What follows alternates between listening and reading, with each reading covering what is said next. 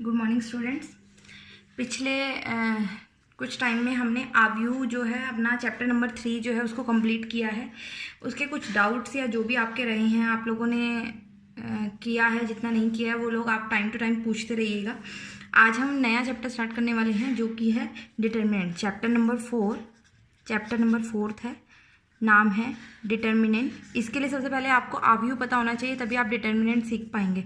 ठीक है, डिटर्मिनेंट या इसको हिंदी में अगर हम बोले तो हम इसको बोलते हैं सारणिक या डिटर्मिनेंट। ये इस चैप्टर का नाम है। अब जो बात आती है, हमने पढ़ा क्या क्या चीज़ें हैं पिछले चैप्टर में। आप पढ़ के आए हैं कि आव्यूह क्या होता है। मेरे ख्याल से ये सबको पता होगा कि आव्यूह क्या होता है।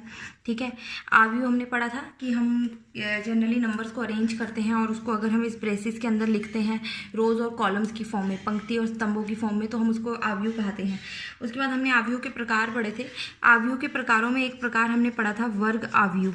वर्ग आव्यूह जब हमने पढ़ा था, वर्ग आव्यूह क्या होता था हमारे पास? Square matrix. वर्ग आव्यूह का मतलब क्या था कि उस केस में m और n जो है दोनों बराबर होते थे, मतलब जितनी पंक्ति होती थी उतने ही स्तंभ होते थे। ठीक है, तो जब भी बात होगी सारणिक की या डिटर्मिनेंट की, तो वहाँ पे जो आव्यूह चल रहा होगा हमेशा बेटा वो एक वर्ग आव्यूह चल रहा होगा। वर्ग आव्यूह चलने का मतलब या तो 2x2 की मैट्रिक्स होगी या फिर 3x3 की। 4x4 आपके सिलेबस में अभी नहीं है फिलहाल, तो जनरली आप इन दो टाइप के क्वेश्चन यहाँ पे पढ़ेंगे कि आपकी मैट्रिक्स का ऑर्डर या तो 2x2 होगा या फिर 3x3 होगा। ठीक है, अब आप बात करते हैं कि हम सारणिक होता क्या है एक्चुअल में, सारणिक या डिटर्मिनेंट होता क्या है। अब सबसे पहली बात मैंने आपको बोला सारणिक की बात हम तब करेंगे जब हम वर्ग आव्यूह की बात करते हैं।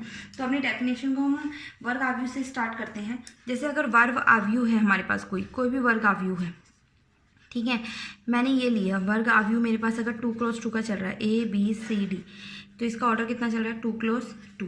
तो मतलब इसकी कोटि कितनी है? 2x2 या जनरली 2 भी कह सकते हो आप।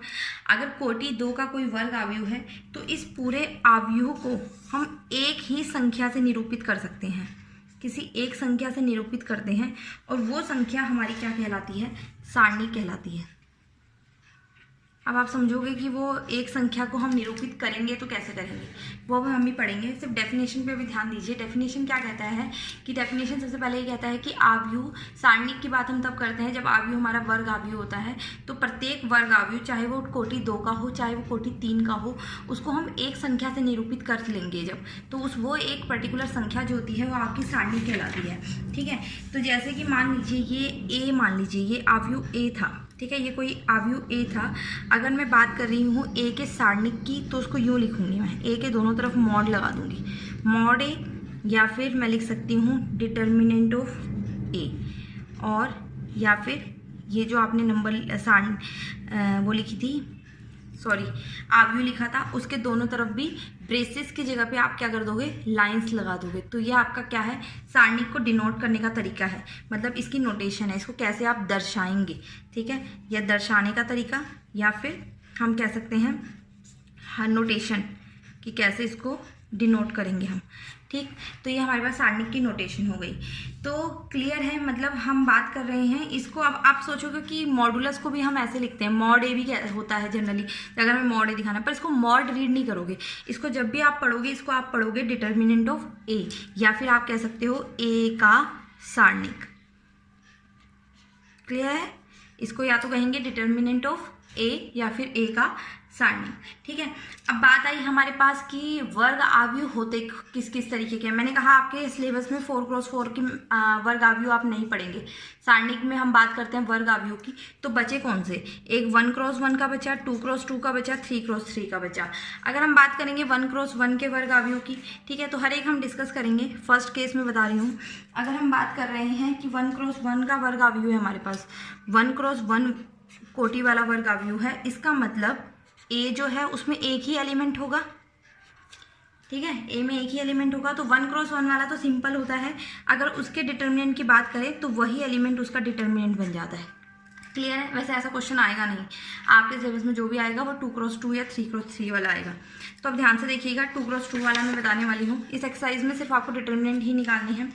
अब सेकंड केस हम बात कर रहे हैं कि हमारे पास 2x2 का वर्ग आव्यूह चल रहा है। 2x2 का वर्ग आव्यूह चल रहा है बेटा, पहले मैं जनरल ले रही हूँ। जनरल मैंने लिया, ए मैट्रिक्स हमारी चल रही है A1 A2 A3 A4। Clear? General लिया है मैंने। अगर ये हमारे पास इस मैट्रिक्स का ऑर्डर कितना है 2x2, इसका कोटि कितनी चल रही है 2x2। अब जब मैं बात कर रही हूँ इसके डिटर्मिनेंट ऑफ ए की, या फिर इस तरीके से भी लिख सकते हैं, तो या फिर इसको यूँ लिख सकते हैं A1 A2 A3 A4। Clear? तो हम निकालते कैसे हैं इसको निकालने के लिए सबसे पहले देखिए क्या करेंगे हम। सबसे पहले ऐसे मल्टीप्लाई करेंगे, इसको इससे मल्टीप्लाई, पहले एलिमेंट को लास्ट एलिमेंट से मल्टीप्लाई, फिर इसको इससे मल्टीप्लाई। पर जब आप एरो ऊपर से नीचे की तरफ ला रहे हो तो आपका प्लस साइन आएगा, और जब आपका एरो नीचे से ऊपर की तरफ जा रहा है तो आपका माइनस साइन आएगा। ठीक है?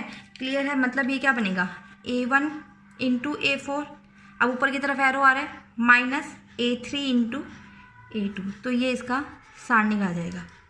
ठीक है? एक एग्जाम्पल लेते हैं, इसी का एग्जाम्पल नंबर 1 है आपका। देखिए ए मैट्रिक्स आपको दी हुई है 2 4 -1 2, उसे सीधा ही ये निशान दे दिया। इसका मतलब वो कह रहा है कि डायरेक्ट आपको सारणिक निकालनी है। अब सारणिक निकालने के लिए वही आप करोगे, इसको इससे मल्टीप्लाई, उसको इससे मल्टीप्लाई। जब ऊपर से नीचे मल्टीप्लाई कर रहे हैं तो प्लस साइन आएगा, फिर माइनस का साइन आएगा, और ये दोनों आपस में मल्टीप्लाई होंगे, -1 इंटू 4। अब देखो 2 2 ज़ा 4, और ये माइनस माइनस कितना हुआ प्लस, और 1 इंटू 4 4, तो ये कितना आ गया 8। तो मतलब ए का जो सारणिक इस केस में आया वो कितना आया है 8।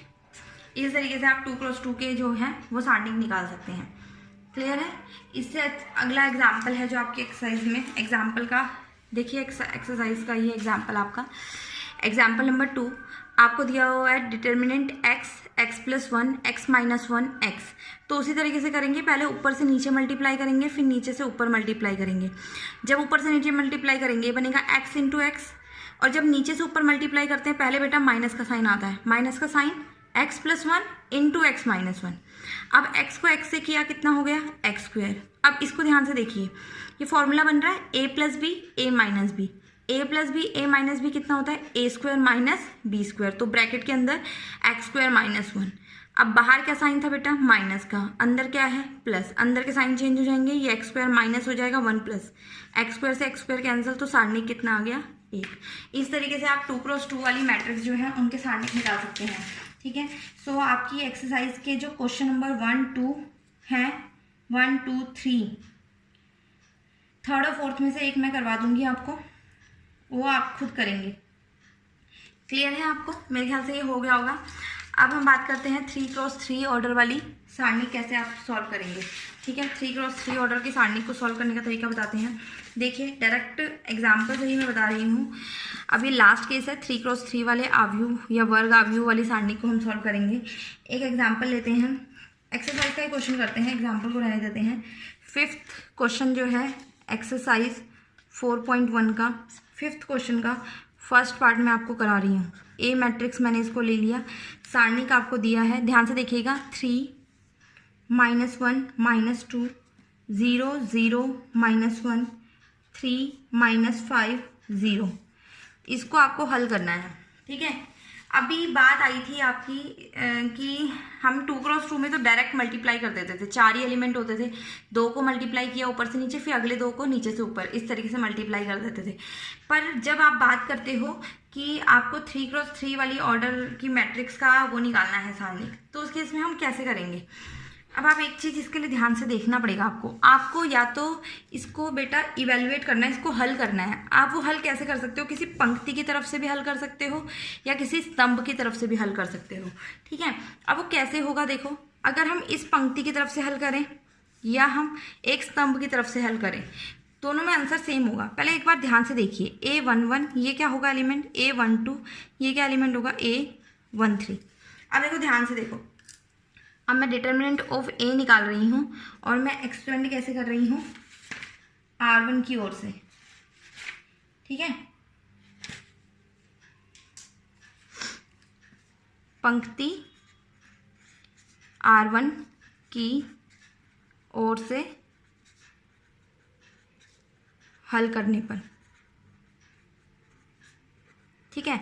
अब हम बात कर रहे हैं R1 की, सबसे पहले R1 में पहला एलिमेंट क्या आ रहा है 3, उसको बाहर लिखेंगे, आप ब्रैकेट लगाएंगे। अब सबसे पहले ये देखिए ये इवन बन रहा है या ऑड बन रहा है। 3 देखो 1 + 1 कितना हुआ 2, तो ये कैसा बन रहा है सम संख्या, सम संख्या बन रहा है, मतलब बाहर प्लस का साइन आएगा। क्लियर है।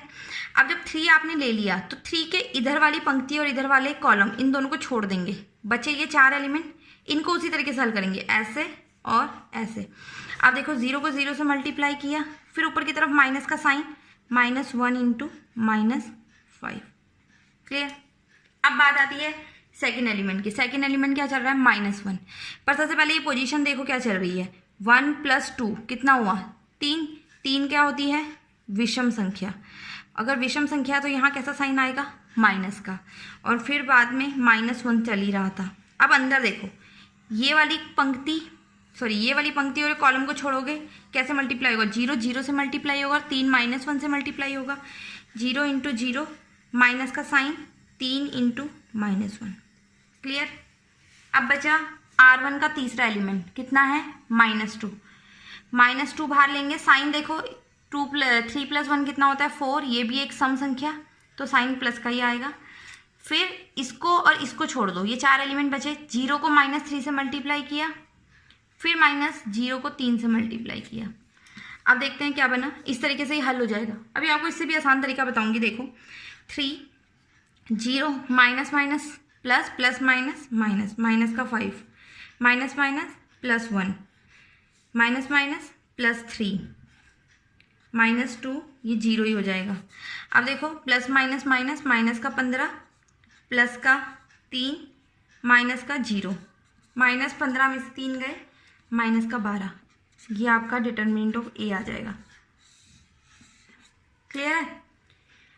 एक तरीका ये था। अब इसी क्वेश्चन को मैं दूसरे तरीके से आपको एक बार हल करके दिखाती हूँ। देखिए आप सेकंड मेथड देखिए। सेकंड मेथड क्या था, अब मैंने कहा था कि मैंने इसको R1 से एक्सपेंड किया। जब भी आपको डिटर्मिनेंट निकालना हो आप कोशिश कीजिएगा कि उस पंक्ति या उस स्तंभ से उसको हल करें जिसमें मैक्सिमम नंबर, सबसे ज़्यादा अमाउंट में 0 आ रही हो। देखो अगर हम R2 से इसको करें, R2 में पहला एलिमेंट 0, सेकंड एलिमेंट 0 और थर्ड एलिमेंट कितना है -1, तो मतलब पहले दो तो ऑलरेडी 0 हो जाएंगे। देखिए करते हैं, अगर मैं R2 से इसको एक्सपेंड कर रही हूँ तो सबसे पहले देखिए R2 का पहले एलिमेंट में 0 × 0 के अंदर जो भी चीज़ आएगी वो 0 ही हो जाएगी ऑलरेडी, प्लस फिर अगला भी कितना 0, वो भी अंदर वाली सारी चीज़ 0 हो जाएगी, करने की ज़रूरत ही नहीं है, -1।